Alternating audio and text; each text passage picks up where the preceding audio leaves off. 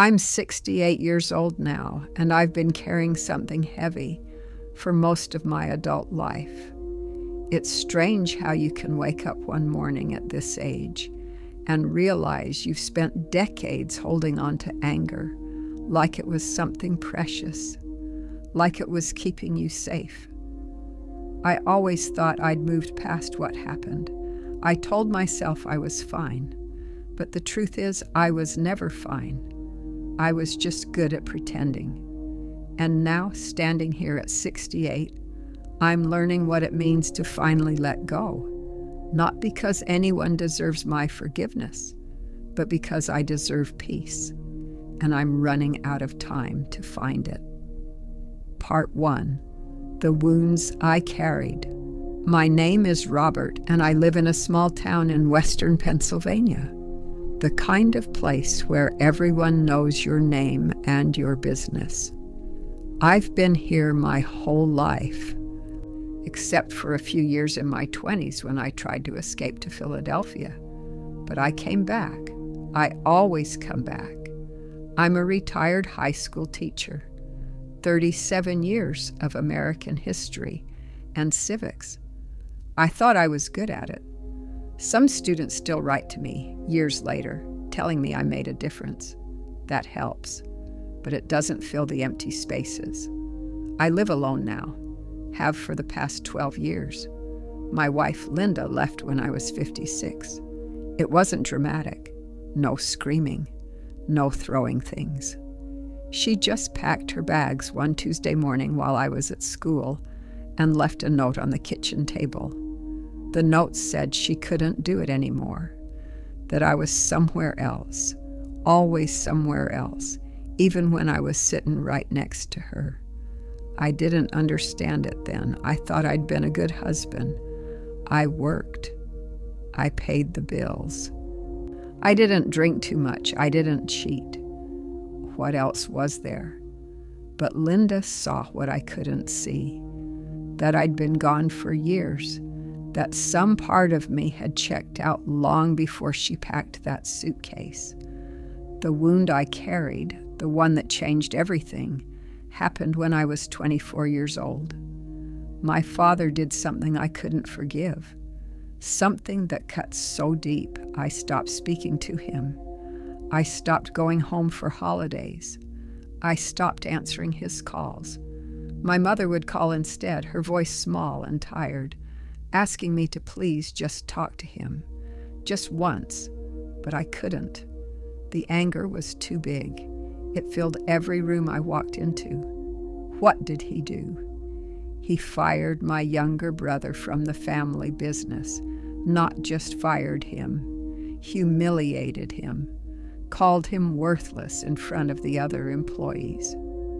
My brother, Danny, was 21 at the time. He'd made mistakes, sure. He was young and reckless and didn't always show up on time. But he was trying. He needed guidance, not cruelty. Danny never recovered from it. He spiraled, started drinking heavily, moved from job to job. He called me sometimes, late at night, slurring his words, telling me Dad had ruined him. And I believed him. I told Danny he was right, that Dad was a bastard, that we were better off without him. I made my brother's pain my own. I carried it like a torch. My father tried to apologize, once, maybe twice, but his apologies were stiff and awkward. He wasn't good with emotions, never had been. He'd grown up in a different time with a different understanding of what it meant to be a man. You worked hard. You provided. You didn't talk about feelings. But I needed him to talk about feelings. I needed him to say he was sorry in a way that mattered. And he couldn't, or wouldn't, I don't know which. So I cut him off, completely, for 32 years. He died when I was 56, the same year Linda left. He had a heart attack in his workshop, surrounded by the tools he'd used his whole life. My mother found him there, still holding a wrench. I didn't go to the funeral. I told myself I was too angry, that he didn't deserve my presence. But the truth was, I was afraid that if I went, I'd have to feel something other than anger. And anger was all I had left. Danny did go. He showed up drunk and made a scene, shouted at the casket about how Dad had destroyed him.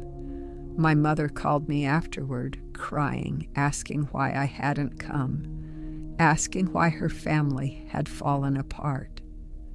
I didn't have an answer. Part 2. Living with the anger. For years after Dad died, I told myself I was fine. I went to work. I graded papers. I coached the debate team. I had a routine, and routines are comforting. They make you feel like you're in control. But I wasn't in control. The anger was in control. It showed up in small ways. I was impatient with my students. I'd snap at them for minor infractions. A kid would forget his homework, and I'd react like he'd personally insulted me. My colleagues noticed. They started avoiding me in the teacher's lounge. I lost friends. Not all at once, but gradually. People stopped inviting me to things. Barbecues, golf outings. They'd make excuses, say they forgot. But I knew. I wasn't pleasant to be around. Linda tried to talk to me about it. She'd say, "Rob, you're not yourself. You're angry all the time." And I'd deny it. I'd tell her she was overreacting, that I was just tired, just stressed. But she was right. I was angry all the time, at everyone, at everything. The worst part was how the anger bled into everything. I couldn't enjoy anything anymore. A beautiful sunset. I'd find something to criticize. A good meal. I'd complain about the service. Linda would plan a trip, something special, and I'd ruin it by being irritable and distant. She stopped trying after a while, and I didn't notice. Or I did notice, but I didn't care. I was too wrapped up in my own bitterness. Danny was struggling too. He'd been in and out of rehab 3 times. Lost his driver's license. Lost his apartment. He was living with our mother, who was getting older and frailer. She couldn't handle him anymore. But she wouldn't turn him away. I should have helped. I should have stepped up, been the older brother, but I didn't. I told myself Danny needed to figure it out on his own, that helping him would just enable his drinking. But really, I was punishing him too, for not being stronger, for letting Dad's cruelty break him. I resented Danny for proving that Dad had that kind of power over us. I know how that sounds. It sounds cruel. It was cruel, but I couldn't see it then. All I could see was my own pain, my own sense of betrayal. Linda left on a Tuesday. I came home from school and the house was too quiet. Her car was gone. Her closet was half empty. The note was on the table, next to a vase of wilted flowers I'd forgotten to throw out. I read the note 3 times. Then I crumpled it up and threw it in the trash. I told myself she'd come back, that she was just upset, that she'd realize she was overreacting. But she didn't come back. She filed for divorce 6 months later. We split everything down the middle, the house, the savings. She didn't ask for much. She just wanted out. I signed the papers without fighting. What was the point? After Linda left, the house felt enormous. Every room echoed. I'd walk through it at night, turning on lights, trying to fill the emptiness. But it didn't help. I kept teaching. What else was I going to do? But my heart wasn't in it anymore. I was counting down the days until retirement. The students could tell. They called me Mr. Thompson, but I heard them whispering, "He's mean. He doesn't care." They were right. I didn't care. Not about them. Not about myself. I was just going through the motions, waiting for something to change. But nothing changed. Years passed. I retired at 65. Got a small party in the teacher's lounge, a plaque. Some people said nice things, but I could tell they were relieved to see me go. I thought retirement would help, that I'd finally relax, but it was worse. Without work, I had nothing to distract me, just the empty house and the silence and the weight of everything I'd been carrying. Danny called me sometimes, always drunk, always rambling. He'd cry and tell me he missed Dad, that he wished he could go back and do things differently. And I'd listen for a while, then hang up. I couldn't help him. I couldn't even help myself. My mother called less and less. She was in her 80s now, living in a nursing home. Danny had drunk himself into a coma and barely survived. He was in a facility somewhere trying to get sober again. She'd tell me about it in a flat, exhausted voice, like she'd given up hoping I'd care. And I did care. Somewhere deep down, I cared. But I couldn't reach it. The anger was in the way. Part 3. The moment I woke up. It was a Saturday morning in October. I was 67, almost 68. I'd woken up early, like I always do now, and made coffee. The house was cold. I hadn't turned the heat on yet, trying to save money. Retirement income isn't what you think it'll be. I sat at the kitchen table with my coffee, staring out the window at the backyard. The leaves were falling. The grass needed mowing one last time before winter. I should have felt something. Peace, contentment. But I just felt tired. My chest hurt. A dull ache right in the center. I'd been feeling it for a few weeks, but ignored it. I'm 67. Things hurt. That's life. But that morning, it was worse, sharp, radiating down my left arm. I knew what that meant. Everyone knows what that means. I sat very still, waiting to see if it would pass. And in that moment, sitting alone in my cold kitchen, I realized something. If I died right then, right there, no one would find me for days, maybe weeks. Linda was gone. Danny was barely functional. My mother was too frail. My friends had drifted away. I would die alone, and it would be a while before anyone noticed. That thought should have scared me, but instead it just made me sad. Deeply, profoundly sad. The chest pain eased after a few minutes. It wasn't a heart attack. Not yet. Just a warning. My body telling me to slow down, to take care of myself. I called my doctor on Monday, got an appointment. He ran tests, said my heart was under stress, high blood pressure, high cholesterol. He prescribed medications, told me to exercise, to eat better, to reduce stress. Reduce stress, I said. Sure. He looked at me over his glasses. Robert, you need to take this seriously. You're not invincible.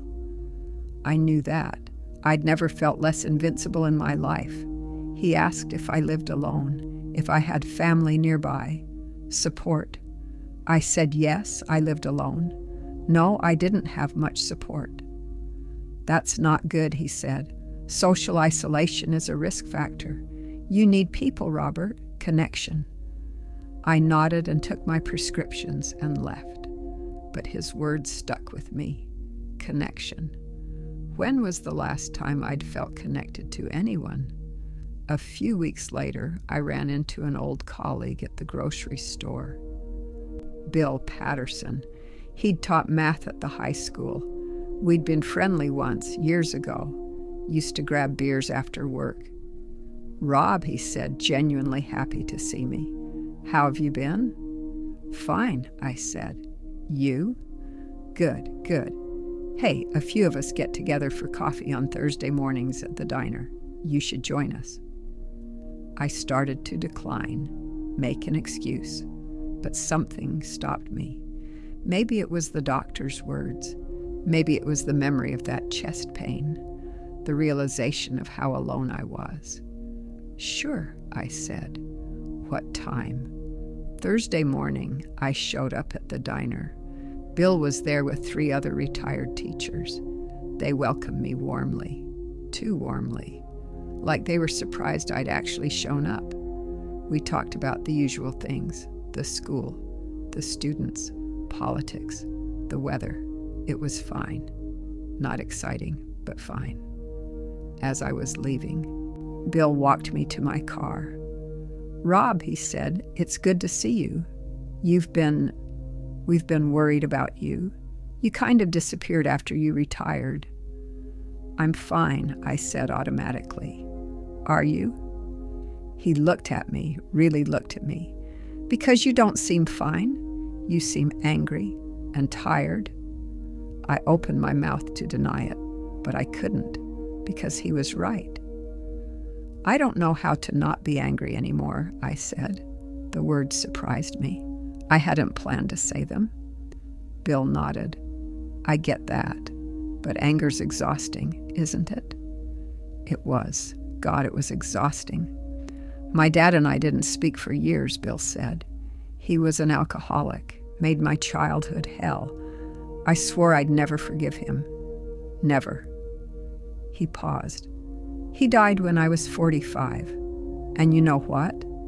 I regretted it immediately. Not because he deserved forgiveness, but because I deserved peace." He patted my shoulder and walked back to the diner. I sat in my car for a long time, thinking about what he'd said. That night I couldn't sleep. I kept thinking about my father, about Danny, about Linda, about all the years I'd wasted being angry. I thought about that morning in the kitchen, the chest pain, the realization that I was alone. Was this how I wanted to spend whatever time I had left? Part 4. Choosing to forgive. Forgiveness wasn't a lightning bolt. It wasn't a single moment of clarity where everything made sense. It was slower than that, messier. I started by thinking about my father, really thinking about him, not just the version of him I'd carried in my head for 32 years. He'd grown up during the Depression, lost his own father when he was 12, dropped out of school to work, built a business from nothing, provided for his family, never missed a day of work in 40 years. He wasn't a warm man. He didn't hug us or tell us he loved us, but he showed up. Every single day he showed up, and he'd made a mistake, a big one. He'd humiliated Danny, broken something in my brother that never quite healed. That was real. That happened. But was it the whole story? Was that the only thing that defined him? I thought about the times he'd taught me to fish, the way he'd patiently shown me how to tie a hook, cast a line, how he'd sit with me for hours, not saying much, just being there. I thought about how he'd worked extra shifts to pay for my college, how he'd come to my graduation, standing in the back, looking proud. I thought about the apologies he'd tried to make, the awkward phone calls, the letters I'd thrown away without reading. He'd tried. In his limited, imperfect way, he'd tried. And I'd rejected every attempt, slammed the door in his face over and over again. Was I blameless? Was I the hero of the story? No, I wasn't. I'd made my own mistakes. I'd turned my back on my brother when he needed me. I'd pushed Linda away. I'd let anger poison every relationship I had. And for what? To prove a point? To win some imaginary battle? My father was dead. He'd been dead for 12 years. My anger hadn't hurt him. It had only hurt me. The realization didn't make the anger disappear. It was still there, a familiar weight. But now I could see it for what it was, not protection, not justice, just a burden I'd chosen to carry. I started writing letters, not to send to anyone, just for myself. Letters to my father saying the things I'd never said, telling him I understood, telling him I was sorry too, sorry for cutting him out, sorry for not giving him a chance. I cried while I wrote them, 67 years old, sitting at my kitchen table crying like a child. It hurt. Letting go hurt more than holding on, because holding on at least was familiar. But I kept writing, kept letting the words come. I wrote to Linda too, told her I understood why she left, that she deserved better than what I'd given her, that I was sorry for being so absent, so bitter. I didn't send that letter either. I didn't know if she'd want to hear from me. But writing it helped. Then I did something harder. I called Danny. He was out of the facility now, living in a halfway house, sober for 6 months. I hadn't talked to him in over a year. The phone rang 4 times. I almost hung up. Then he answered. "Hello? Danny, it's Rob." Silence. Then, "Rob? Jesus, I thought you were dead." "Not yet." I tried to laugh. It came out wrong. "What do you want?" "I wanted to talk, to see how you're doing." "Why? You haven't cared for years." He was right. I had no defense. "You're right," I said. "I haven't been there for you, and I'm sorry." More silence, then quietly. "What's this about, Rob?" "I'm trying to do better, to be better. I know I can't fix the past, but maybe we can, I don't know, start over." "Start over?" He laughed, but it wasn't a happy sound. "Rob, I'm 44 years old. I'm living in a halfway house. I've been sober 6 months, and every single day I want a drink. My life is a mess. You can't just call and fix it." "I know. I'm not trying to fix it. I miss my brother." I heard him take a shaky breath. "I miss you too. I've missed you for so long." We talked for an hour. It was awkward and painful. We didn't resolve anything, but it was a start. When we hung up, I felt lighter, not cured, not healed, just lighter. I kept going to coffee on Thursday mornings, kept showing up, kept trying to be present. Bill became a friend again, a real friend. We talked about deeper things. He shared his own struggles with forgiveness, his own regrets. One Thursday he said, "You know, Rob, forgiveness isn't about pretending the hurt didn't happen. It's about deciding you're not going to let it run your life anymore." That made sense to me. I wasn't pretending my father hadn't hurt Danny. I wasn't pretending I hadn't been hurt too. But I was deciding not to let it define the rest of my days. I went to visit my mother. She was surprised to see me. I hadn't visited in months. "Robert," she said, taking my hand. Her skin was thin as paper. "You came." "I'm sorry I haven't been here more, Mom." She shook her head. "You're here now."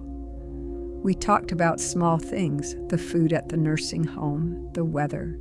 Then she said, "Your father loved you. He wasn't good at showing it, but he did." "I know," I said, and I meant it. "He was proud of you, told everyone his son was a teacher, that you were making a difference." I hadn't known that. He'd never told me directly. "I wish I'd talked to him," I said, "before he died." He wished that too. She squeezed my hand. "But Robert, you can't change the past. You can only decide what to do with the time you have left." She was right, as always. Part 5. Life After Forgiveness. It's been 8 months since I started this process. I'm 68 now. My birthday was last week. I spent it with Bill and some of the guys from Coffee. We went to a baseball game. It was nice, simple, good. I'm not going to tell you everything is perfect now. It's not. I still live alone. Linda remarried. She's happy from what I hear. I'm glad for her. She deserves happiness. Danny and I talk once a week. He's still sober, still struggling, but he's trying. We're planning to visit Mom together next month. It'll be the first time we've done something together in over 20 years. I still feel anger sometimes. It bubbles up, unexpected, over small things, but now I recognize it. I can step back and ask myself, is this really about the grocery store being out of milk, or is it about something deeper? Usually it's something deeper, and I'm learning to let it go. I sleep better now.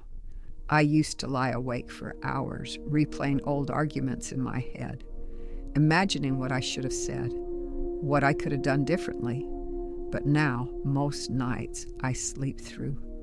My blood pressure is better. The doctor is pleased. He says I'm doing well, taking care of myself. I've started volunteering at the library, nothing fancy, just helping kids with their homework, reading to the younger ones. It's good. It reminds me why I became a teacher in the first place. One of the kids asked me last week if I had grandchildren. I said no. She looked sad. "That's too bad," she said. "You'd be a good grandpa." That made me smile. Made me think maybe it's not too late to be good at something. I've been thinking about reaching out to Linda, not to ask for anything, just to apologize properly, to thank her for the good years we had, to let her know I understand now what she tried to tell me all those years. I don't know if I'll do it. Maybe it's better to leave her in peace. But the impulse is there, the desire to make amends. Bill told me something last week that stuck with me. We were sitting at the diner drinking coffee, watching the town wake up. "You seem different, Rob," he said. "Lighter." I feel lighter. That's what forgiveness does. It's not about letting people off the hook. It's about unhooking yourself. That's exactly what it feels like I've been hooked to something heavy for decades, and I finally cut the line. I'm not hooked anymore. I can move, I can breathe. I think about my father sometimes, not with anger, just with sadness. Sadness for the time we lost, sadness for the conversations we never had, but also with gratitude. Because he taught me, even in his absence, even through his mistakes. He taught me that holding on to anger doesn't hurt the people you're angry at. It only hurts you. I wish I'd learned that lesson 30 years ago, but I'm learning it now, and maybe that's enough. Danny and I are talking about taking a trip together, somewhere simple. Maybe fishing like we used to do with Dad. We're not there yet, still rebuilding. But the idea exists now, and that's something. My mother is fading. The nursing home calls me regularly. She's getting weaker. She won't last much longer. But when I visit her now, I can look her in the eye. I can hold her hand without feeling guilty. I can tell her I love her and mean it. That's worth everything. Last week, I found an old photo album in the attic. Pictures of me and Danny as kids. Pictures of Mom and Dad, everyone younger, smiling, intact. There's one photo I keep coming back to. I'm maybe 7 years old. Danny's 4. Dad has his hand on my shoulder. He's not smiling, but he's there, present. And I'm grinning at the camera like I don't have a care in the world. I remember that day. Dad had taken us to the lake. We'd fished and swam and eaten sandwiches Mom packed. It was a good day, a normal day, one of thousands. I'd forgotten about it. Forgotten about all the normal days, all the good days. I'd let one bad day eclipse everything else. That's what anger does. It shrinks your world. It makes one wound bigger than every blessing. I'm 68 years old. I probably have 10 or 15 or maybe 20 years left if I'm lucky. That's not a lot of time. It's certainly not enough time to waste being bitter. So I'm choosing something different. I'm choosing to remember the good days, to be grateful for the people who are still here, to make amends where I can, to forgive where I can't. It's not always easy. Some days are harder than others. Some days the anger comes back, loud and insistent, telling me I was right to hold on to it, telling me I was justified. And maybe I was justified. Maybe my anger made sense. But justified or not, it was killing me, slowly, quietly. And I decided I didn't want to die that way. I want to die at peace, with my brother, with my memories, with myself. I don't know if that's possible. But I'm trying, and trying feels better than not trying. The other morning, I woke up, and the house didn't feel empty. It just felt quiet. There's a difference. Empty is lonely. Quiet is peaceful. I'm learning to appreciate the quiet. So here I am, 68 years old, caring less than I used to, still carrying some things, still a work in progress. I'm not telling you this story because I think I have all the answers. I don't. I'm telling you because maybe you're carrying something heavy too. Maybe you've been carrying it for years, thinking you're protecting yourself, thinking you're staying strong. But maybe, like me, you're just tired. Is there someone you've been carrying anger toward for years? Someone who hurt you? Or someone you couldn't save? Or someone who just didn't know how to love you the way you needed? Do you think forgiveness is still possible later in life, even when the person is gone, even when the hurt is decades old? I don't have your answer, but I found mine, and maybe that's enough.